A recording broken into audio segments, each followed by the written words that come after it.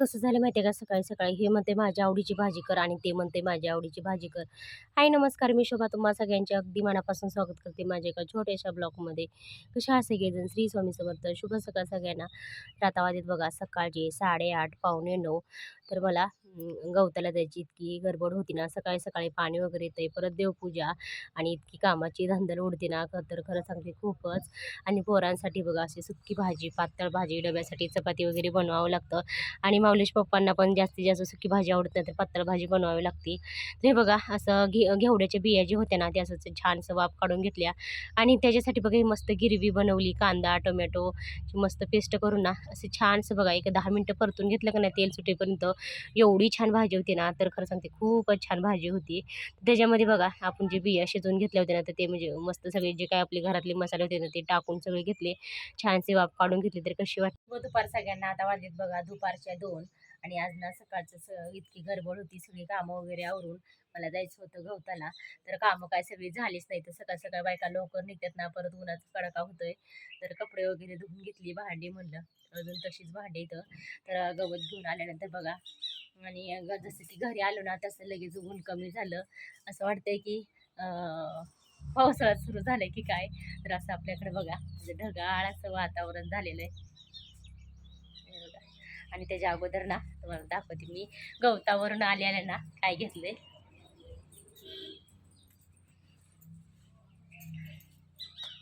हे बघा गवतावरून आलेल्या ना अशा छोट्या छोट्या वाट्या घेतलेल्या. तर एक बाई आली ती बघा विकायला. तर म्हणलं असं काय नाही काय घेऊया. तर असं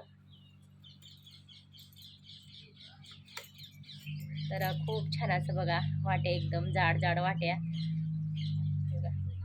जसं की आपल्याकडं जे वस्तूची कमी असते ना ते आपण घेतच असतो. तर असं माझ्याकडे बघा ह्या वस्तूची कमी होती, तर म्हणलं घेऊन टाकूया.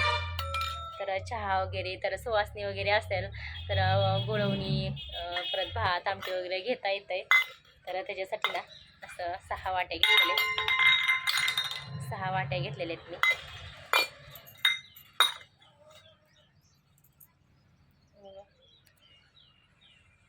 आणि एकदम स्वस्त. तर केसावरती बघा बरेच दिवस झाले केस साठली होती, इथं तिथं पडत होते. तर म्हणले चला हे केसांचा काहीतरी उपयोग करा. सहजासहजी मी केस विकत नव्हती. सहजासहजी ना मी केस विकत नव्हते. तर एका माझ्या मैत्रिणीचं म्हणणं होतं, ताई केस विकत जाऊ नका, फेकून देत जावा. तर असं बघा एका पत्र्याच्या साईडला मी फेकूनच दिली होती. असं मी काय आवर्जून साठवली नव्हती की म्हणजे की भांडे घ्यायला होतील असं काय आवर्जून ना आम्ही गोळा केली नव्हती. सहजासहजीच गोळा केली होती. तर त्याच्यापासून त्याचा काही ना काही उपयोग झाला. तर एका साईडलाच पडली होती, ती पडून होती केस. तर म्हणलं चला माऊलीचे पप्पा पण ओरडतेत की कुठं कशामध्ये केस निघाला की ओरडतेत. तर म्हणलं काय नाही काय ह्याचा उपयोग होईल, फेकून देण्यापेक्षा. सहजासहजी ती बाई आली ती विकायला पण. तर समोरनं बघा मला जाताना दिसली. तर म्हणलं चला याचा काही ना काही उपयोग होईल फेकून देण्यापेक्षा. कसलं ढगाळ ढगाळ वातावरण झालंय, एवढं आभाळ गच्च भरून आलंय. आणि हे बघा जसं की गवतावरनं आल्यानंतर बघा घरात इतका पसारा पडलेला आहे ना, शेळ्यांना करडांना वैरण पाणी करून इथंच बसावं लागलं मला. कपडे वगैरे धुवून घेतली होती सकाळी, तर भांडी राहिलेले. तर हे बघा, कसलं ढगाळ ढगाळ वातावरण आलेलं आहे.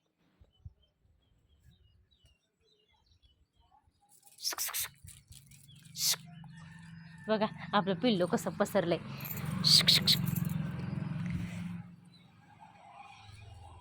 ह्याला वाटतं की मी खायलाच देते काहीतरी. त्यांच्या पाट्या बघा अशा 2 पाट्या करून ठेवल्यात मी त्यांच्यासाठी खायला. ते बघा एवढ्याशा गवताला ना अक्षरशः इतकं लांब जावं लागतंय. भरपूर असं लांब जावं लागतंय. 8 दिवसाच्या ब्रेक नंतर मी आज गवताला गेलेली. तर 2-3 वेळेस बघा बापूंनी गवत आणलं होतं. परत महाशिवरात्र दिवशी ना मी वाडं वगैरे आणलं होतं. तर ते आता कसं तरी गेलं एवढ्या दिवस. तर चला सकाळी सकाळना सगळ्यांची घाई गडबड असते घरात. सगळ्या पसारा पसारा अक्षदा माऊली ना इतकं येड्यावानी करतात. माऊलीचं ना इतका आगाऊपण असतो. आणि मला आता बसायचं मिशनीवरती. काल ब्लाऊज कट केलेला ते आज शिवायचा आहे. साधा एक अस्तरचा एक ब्लाऊज मी कट केलेला आहे. ते बघा माऊली कसा पसारा करत असतोय. आता संध्याकाळचे 8:30 वाजलेत बघा.